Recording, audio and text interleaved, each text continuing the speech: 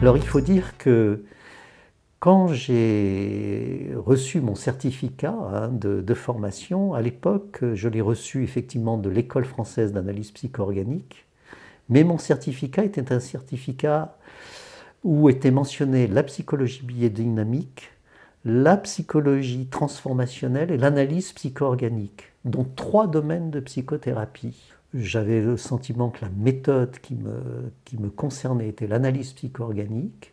J'étais formé par une école qui s'appelait l'École française d'analyse psycho-organique et je ne comprenais pas pourquoi la psychologie biodynamique devait être en fait mon organisme de référence, l'association de psychologie biodynamique. Voilà, j'avais ça en arrière-plan, c'était assez tendu d'ailleurs cette question à l'intérieur de moi. En 1991, Paul m'a proposé de devenir formateur en analyse psycho-organique. Voilà, je l'espérais bien évidemment. J'étais très heureux de cette proposition, donc je suis devenu formateur. Et tout de suite, j'ai pris la présidence de l'association de psychologie biodynamique. Et j'avais une idée en tête, c'est que je voulais qu'elle devienne l'association d'analyse psycho-organique. Donc la première année de mon mandat, j'ai en fait cette proposition que l'on change de nom, ce qui a été une aventure absolument incroyable, parce qu'autour des noms, bien évidemment, c'est hautement symbolique. Et donc il y avait les partisans de la mère, Gerda Boyesen, il y avait les partisans du fils, Paul Boyesen, voilà. Et ça a été un moment assez périlleux, je dois dire très éprouvant pour moi, qui était président et qui était à l'origine de cela, de ce changement de nom. Mais nous y sommes arrivés. Et l'association de psychologie biodynamique est devenue l'association d'analyse psycho-organique, association qui existe d'ailleurs toujours. En 2004, il y a une loi qui est apparue et qui donc réservait le titre de psychothérapeute, plus particulièrement aux psychologues, aux médecins et aux psychanalystes régulièrement enregistrés dans leur association de psychanalyse. Et donc par rapport à cette problématique, moi je me suis impliqué, c'était aussi l'orientation politique de l'EFAPO, bien évidemment, je me suis impliqué autour du CEP en rentrant à la fédération. Je suis resté administrateur de la fédération pendant une quinzaine d'années.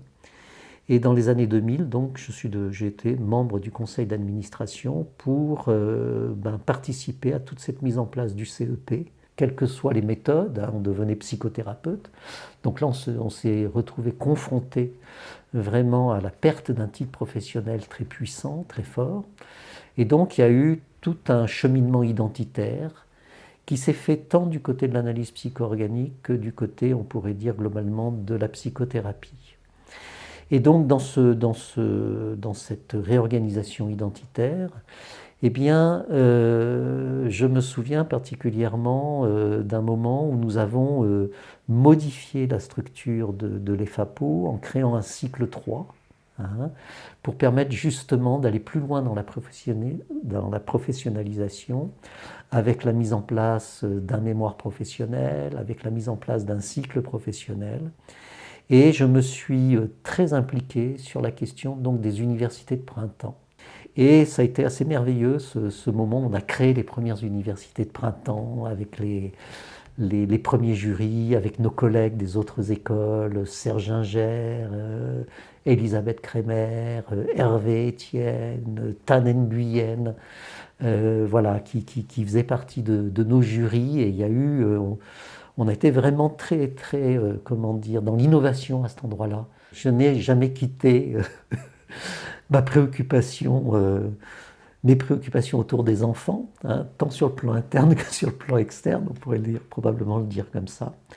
Et donc, j'ai proposé au sein de l'EFAPO une spécialisation à la psychothérapie de l'enfant. Je me suis aussi impliqué à l'étranger, voilà, et particulièrement au Liban, puisque c'est avec Joël, nous étions tous les deux à Beyrouth, alors je ne serai plus nommer précisément la date, mais ça remonte à un certain nombre d'années. nous sommes allés tous les deux négocier avec les représentants libanais de la psychothérapie, justement un projet de formation à l'analyse psycho-organique qui soit une formation complète, non pas une formation avec des modules, hein, mais une formation complète à l'analyse psycho-organique.